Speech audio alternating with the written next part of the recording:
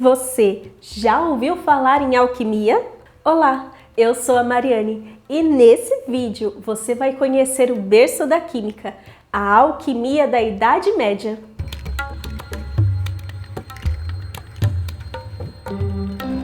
A alquimia surgiu em Alexandria, onde foram encontradas algumas artes egípcias, chamada de quimia, da qual pode ser traduzida como preto. Possivelmente era uma referência ao solo das margens do Nilo, que era uma terra rica em muitos nutrientes, e preta, onde se era possível plantar de quase tudo, de tão fértil que ela era. A alquimia naquela época estava ligada à feitiçaria. Isso porque, no Egito Antigo, tudo era atribuído aos deuses. Então, descobertas científicas eram justificadas com a mitologia. Tanto que a alquimia era vista como uma invenção do deus da sabedoria, Tote. Mas quem levava o conhecimento para os egípcios era Hermes, que transportava as mensagens e as traduzia, fazendo com que a alquimia também ficasse conhecida como hermética, uma ciência oculta. No Egito, a alquimia era usada principalmente em rituais fúnebres, para embalsamar os corpos, ou seja, uma série de misturas químicas para tentar preservar o corpo, que era tão importante naquela cultura. Mas essas misturas não eram apenas receitas passadas entre gerações. Os profissionais responsáveis pelo embalsamamento estavam sempre à procura de melhores técnicas e novos ingredientes para aprimorar a conservação dos mortos. A alquimia tem como base os 4 elementos: água, terra, fogo, ar. A partir deles, acreditavam ser possível criar e transformar as coisas, incluindo os metais. E, ao passar dos anos, os alquimistas foram abandonando o misticismo e começaram a focar cada vez mais na ciência. Muitos nomes famosos na história foram alquimistas, como por exemplo Isaac Newton. Mas uma das maiores contribuições veio de uma mulher que viveu no século III a.C., chamada Maria, a judia. A sua invenção leva o seu nome e a técnica é usada até hoje em laboratórios de química e na cozinha, o banho-maria. Apesar de ser uma técnica muito útil e durar milhares de anos, o principal objetivo dos alquimistas ainda era transformar metais comuns em ouro. E ainda no século III, a alquimia foi pendendo para o lado da pirataria. Sim, os alquimistas começaram a fazer cópias baratas de várias coisas, como por exemplo, a pérola, prata, ouro e até esmeraldas. Isso fez com que cada vez mais moedas falsas de ouro começassem a circular no mercado. E se para o governo isso era um problema, para os alquimistas dava a esperança de que, se podiam fazer a prata ficar parecida com o ouro, também poderiam fazer isso de verdade. Naquela época, acreditavam em algo como a evolução dos metais. A primeira forma seria o chumbo, que evoluiria para a prata, e a prata para o ouro. Mas isso não dependia apenas do tempo, mas acreditavam que era algo relacionado com alguma química no metal, que fazia com que isso acontecesse. A chamada pedra filosofal, que seria capaz de fazer essa mudança.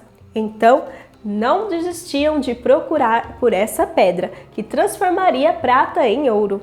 Hoje, sabemos que isso não é possível, porém, na época, eles não desistiam de alcançar esse objetivo e dedicavam suas vidas a isso. Tanto que, no ano 296, desconfiavam de que estavam próximos da descoberta. Então, o imperador, com medo de que isso arruinasse a economia e o ouro se desvalorizasse, ordenou que tudo que fosse relacionado à alquimia fosse destruído. Porém, se você acompanha o canal, sabe que a alquimia não teve influência nenhuma no colapso econômico que arruinou o Império Romano.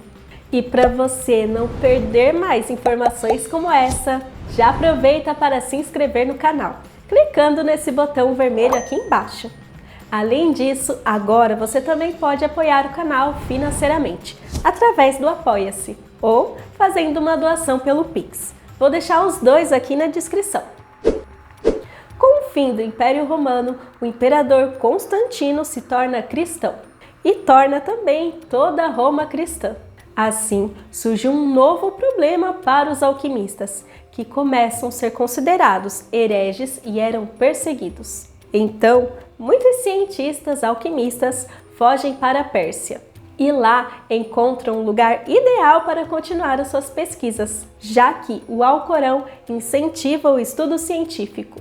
A alquimia avançava e novas descobertas surgiam no Oriente Médio, mas ela só foi conhecida novamente na Europa com as Cruzadas, onde cavaleiros medievais marchavam em busca de conquistas na Terra Santa, com expedições de caráter político disfarçadas de religioso.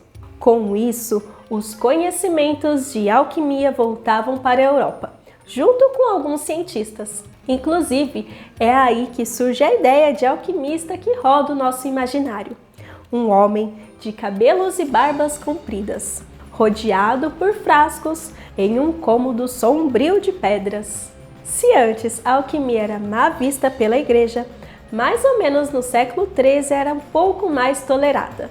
Inclusive, alguns religiosos começam a se tornar alquimistas, como o São Tomás de Aquino. Com essa volta da popularização da alquimia, o desejo de criar ouro atraiu charlatões e aproveitadores. Então, os verdadeiros cientistas criam uma nova linguagem para que seus registros não fossem roubados por pessoas fora da comunidade de alquimia. A maioria dos livros havia apenas desenhos ou então algumas metáforas para descrever os experimentos, fazendo com que ficasse praticamente impossível decifrá-los. Por exemplo, para descrever uma reação entre o sulfato ferroso e o ouro, eles desenhavam um leão verde mordendo o sol dentro de um castanheiro oco. Bem confuso, não é? Mas nem todos os alquimistas buscavam exclusivamente o ouro. Cientistas como o suíço Philips von Rensch defendia que a persistência em produzir ouro era um atraso e nunca seria alcançada. Por isso, dedicava o seu tempo em testar substâncias químicas para o tratamento de doenças, que na época em que ele viveu eram muito comuns, mais ou menos no ano 1500. Inclusive, foram os alquimistas que criaram o etanol, a partir da destilação do vinho. Além disso, descobriram que esse líquido poderia curar algumas doenças ou até preservar animais ou pedaços de corpos, armazenados em um recipiente fechado coberto pelo etanol. Então, cada vez mais cientistas começam a seguir essa linha de pensamento. E se de um lado, parte dos alquimistas queriam ouro, a outra parte procurava pelo elixir da vida eterna. Aqueles cientistas sonhavam bem alto. Se antes a ciência, filosofia e o misticismo eram praticamente uma, no século XVI elas se separaram e várias academias científicas começam a surgir, fazendo com que a alquimia ficasse mais próxima da química moderna, já que muitos cientistas defendiam a ideia de que era necessário um método de comprovação científica antes que a ideia fosse publicada, como por exemplo a repetição de experimentos, para se ter certeza de que o mesmo resultado aconteceria sempre. A alquimia não existia mais quando um químico descobriu o segredo para criar o ouro. Sim, é possível criar ouro. E isso foi descoberto até que recentemente, lá nos anos 80, pelo químico Glenn Theodore, que transformou o bismuto em ouro. Mas, para isso, ele precisou de muita energia e um acelerador de partículas. Duas coisas bem caras. E pela pouca quantidade de ouro que ele conseguiu, a sua fabricação ficou mais cara do que o produto final, tornando-se inviável financeiramente a criação do ouro. Mas e aí? Gostou de conhecer a alquimia? Então não se esqueça de deixar o seu like e compartilhar o vídeo com seus amigos que amam ciência. E eu te vejo na próxima. Tchau!